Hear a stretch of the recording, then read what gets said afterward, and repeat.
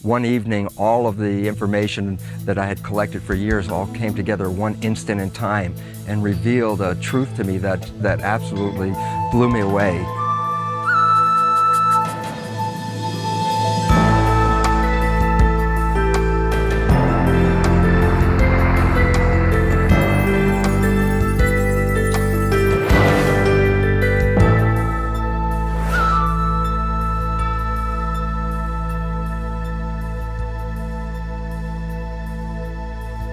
Dr. Bruce Lipton is a cellular biologist who focused his research on discovering how cells know what to do.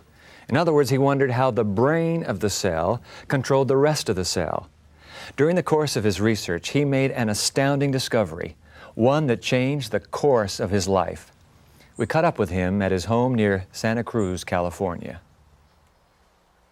As a conventional biologist, I held the belief that I was just a mechanism and that my life was just the unfoldment of these molecules. And therefore, I really felt that I was an accident, just as Darwin would have said, that I accidentally got here and I'm an accident in the world. And basically, I was just trying to run my life in the best way I possibly can, figuring that I got dropped into this picture, I'm a machine, I'm here right now, and then at the end, I'm gone back into dust. So make the best I could of what I had.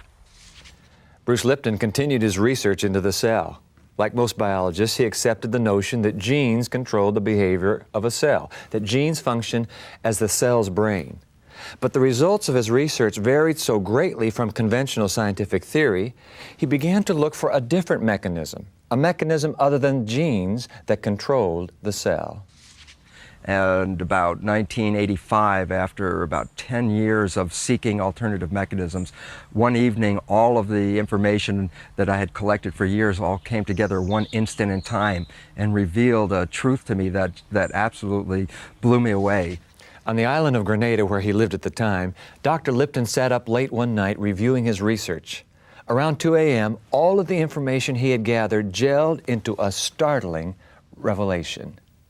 The exciting part was just before this revelation came, I was working on the understanding of the mechanisms that actually control biology. And I found that by then I already knew that the control was in the skin of the cell, called the cell membrane, which is the equivalent of our skin, in fact.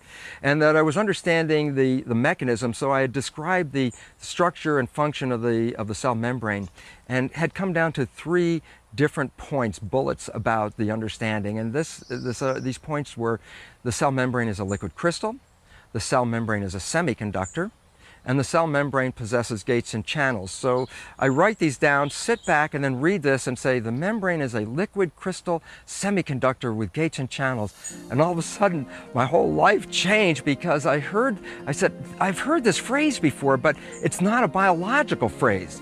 And I tried to recall, where did I hear this? And there on the left side of my desk was my first computer.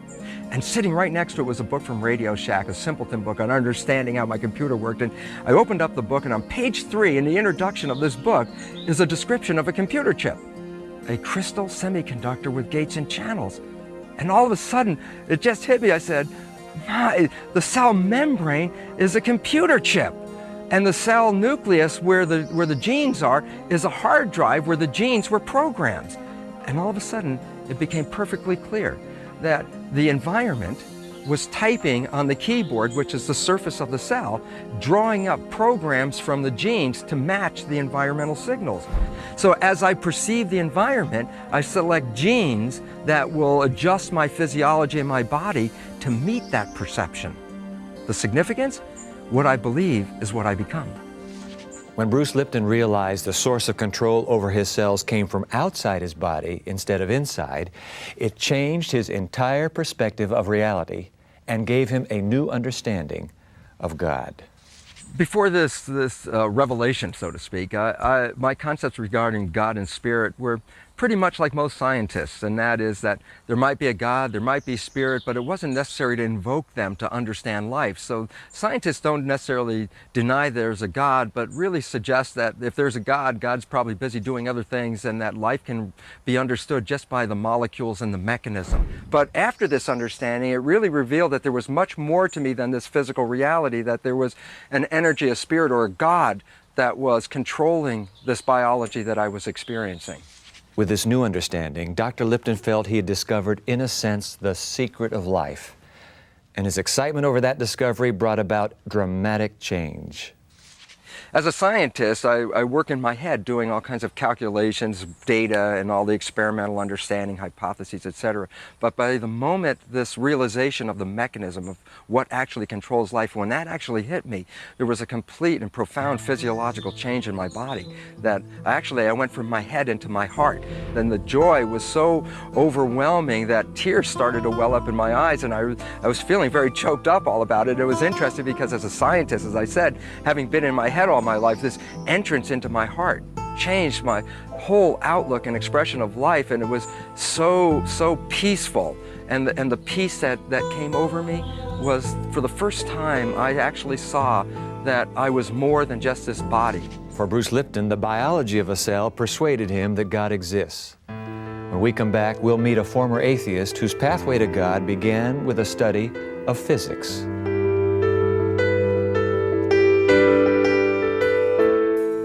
People who would talk to me about their religious dogma, I would just be so dismissive of. I couldn't understand how they didn't see that that was simply a naive and ignorant belief to which they subscribed to assuage their fear of death. We learned English. Your kids can too. Just watch Hello Channel. I was, without a doubt, the most arrogant and supercilious atheist who ever existed. I was like the recent ex-smoker who walks up to other smokers and tells them how they're wrong and they should stop doing it and how I've learned so I know they can learn. How does one become an atheist? Why does a person get so committed to disbelief in God they want to change the mind of everyone they know? What could possibly have made Christine Casey, when she was 13 years old, reject the very existence of God? My father at that time was an alcoholic, and a pretty abusive alcoholic, and it was a real struggle to deal with that. I remember after a particularly harsh confrontation, I vividly remember turning to my mother with tears in my eyes and saying, if a God exists that lets this kind of thing happen to people, that's not a God I'm willing to believe in. And that was it. That was the break. It was that abrupt a decision for me. Her mother, a conservative Christian, was dismayed by Christine's decision. She hoped Christine would find peace and comfort through faith in God. But Christine found the comfort she needed not in her mother's church, but in the intellectual pursuit of science. Science did not judge me.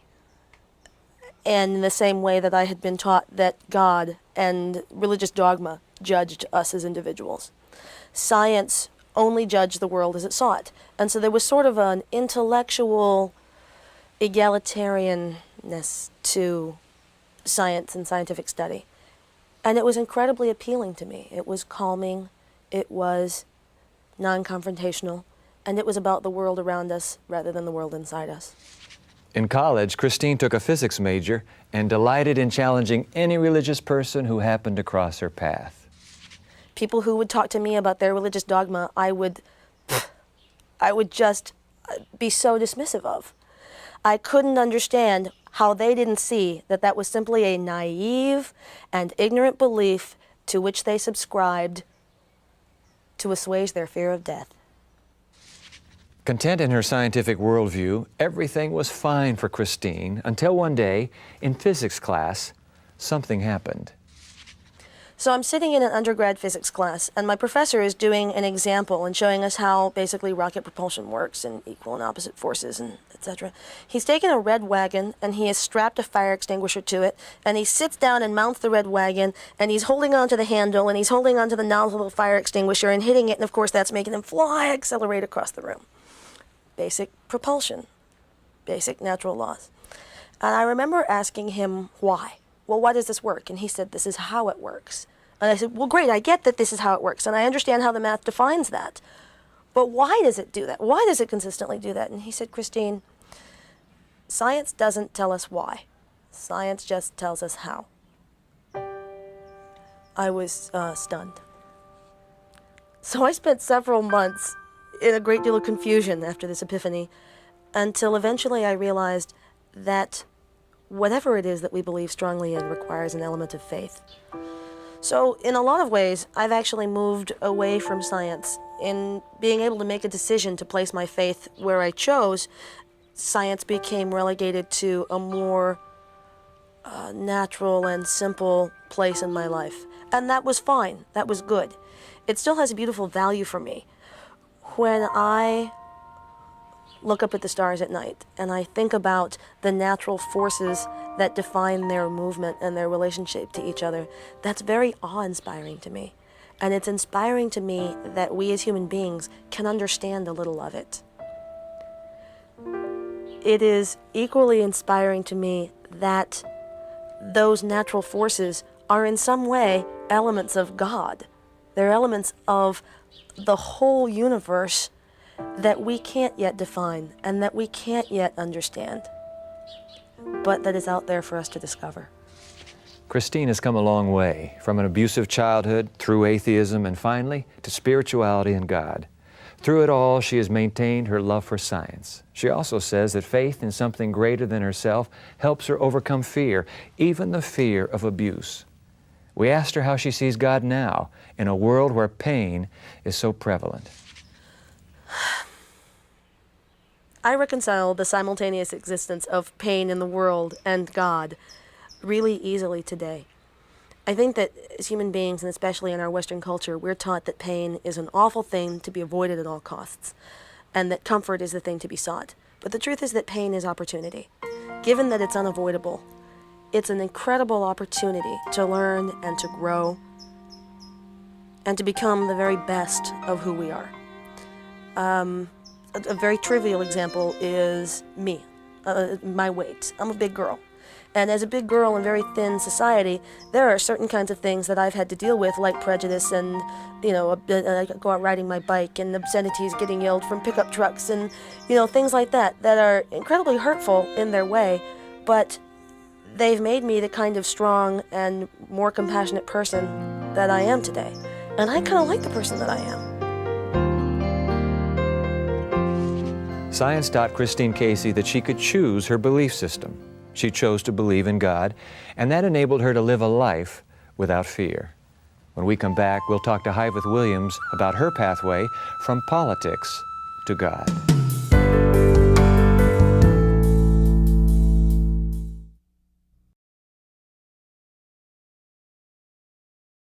Hello. Hello. Hello. Hello. Hello.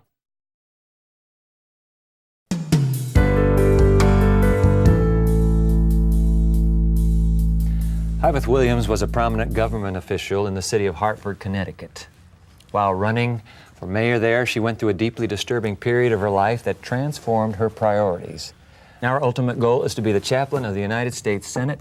Hyveth, it is a delight to have you here. I am very pleased to be here with you. This story begins in politics. I mean, you're into city politics? Yes. How did that start?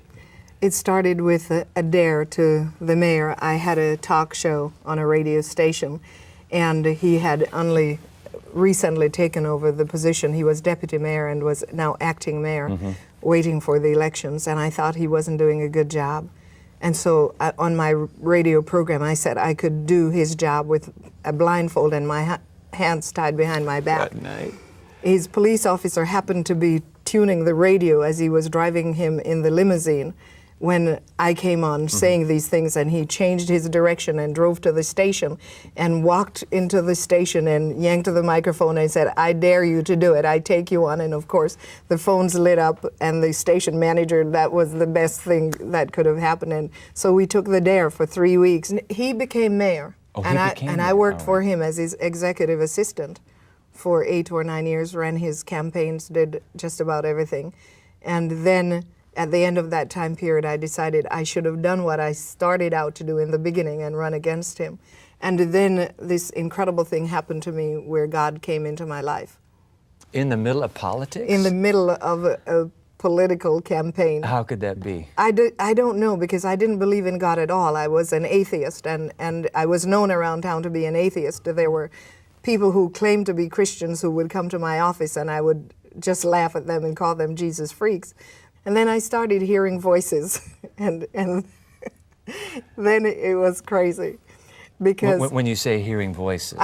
I have told this story over and over again to my embarrassment and humiliation, but I was being interviewed by the local TV station, and suddenly I heard out in the heavens, "Hiveth," and so I'm talking to this fella like I'm talking to you, and then I looked up and said, "What?" Is And that right? and so my friends and I thought that I had flipped, thought that I had gone crazy, Sure. and so we all agreed that the best thing for me to do was to just secretly go and admit myself into the Institute of Living, which is the mental hospital near my home in the city. And we were really determined to do that, except that God sent someone with a Bible to me before I went to the mental institution. When you say God sent someone knocked on your door? No, or showed no, up in it your didn't life, happen or- that way. Yeah? I was one day in the office, you know, the mayor and I were now having a political battle.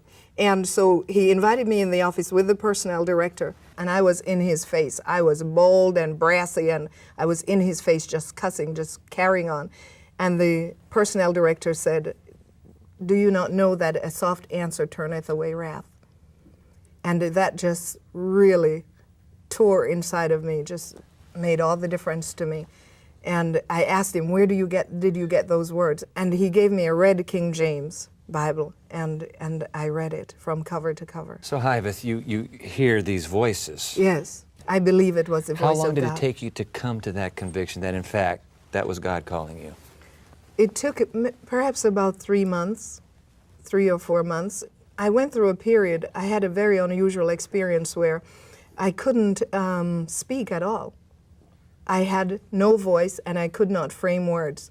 For about 2 weeks, I had to write everything.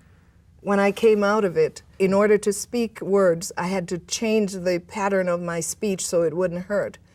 And I think God was simply just cleaning up my mouth in a very drastic way because I deserved it, really. You go through a crisis, Yes.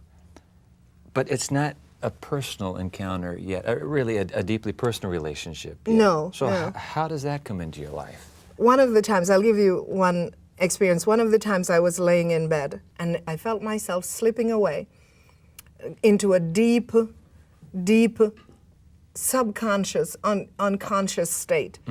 And I saw myself step outside of my body. And I know this is really eerie for some people, but this is what I experienced, and I need to tell the truth as to how I experienced it then. And most people say that when this happens, they see the light and, you know, their light flashes in front of them. That didn't happen to me. No lights. No lights, no life flashing by in a panoramic scene, except a list of ice cream flavors. Can you believe this? Ice cream A flavors. list of ice cream flavors. That's all that I saw. And I started screaming, I haven't had pistachio. I haven't had mud pie. I want to live so I can eat these flavors. And so in the time of crying this out, I heard a voice. And I knew then it was not a normal human voice. I heard this voice say to me, "If you follow me, I will give you life everlasting." And I said, "Yes." And he said, "You will know that I spoke to you, because from now on, wherever you go, you will find a rose." There has never been a place that I've been that I have not. Even in the deepest winter, I've been in Nebraska when everything is covered with snow, and I have found a flower. I was walking one day, I was really down in the dumps, and I went to the lake, Lake Michigan, and I was just walking on the beach. It was covered with snow. I was walking on the lake front. Everything was snow. The water was covered. And I'm trudging along, and I'm just depressed, and I'm saying, "God, what do you want with my life? Why do you do this to me? Why do you put me through these terrible things?" Some people don't even believe me that I'm telling the truth. And I'm walking along, and right there on the beach, in the middle of the snow, is this rose.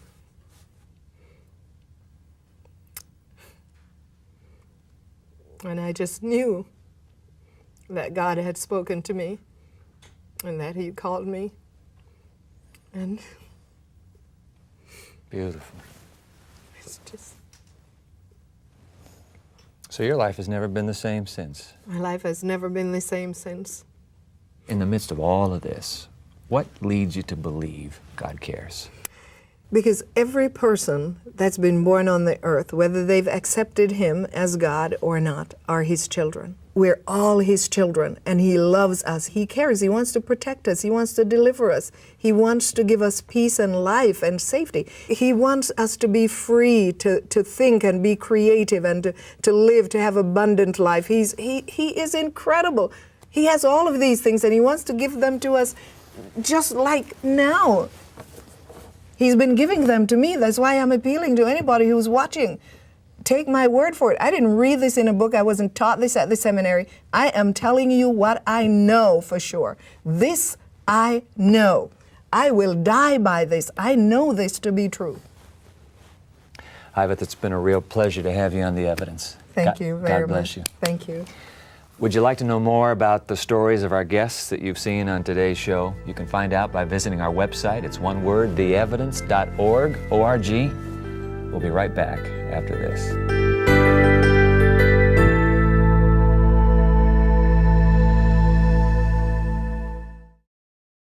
Learn English on your level, in your home, on your schedule. Introducing Hello Channel, an exciting new way to learn English as you build a better future. Join us and say hello.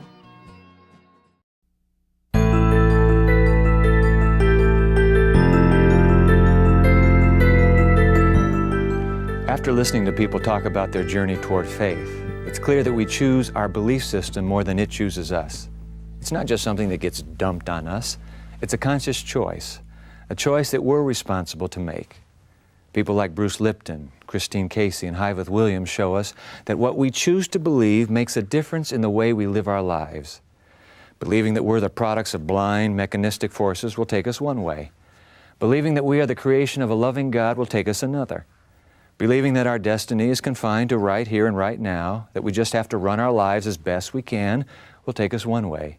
Believing that we have a destiny that transcends history will take us another. When it comes down to a choice between putting my faith in chance or putting my faith in God, the choice is clear. I choose God. I'm Dwight Nelson. Join us next time for more of The Evidence.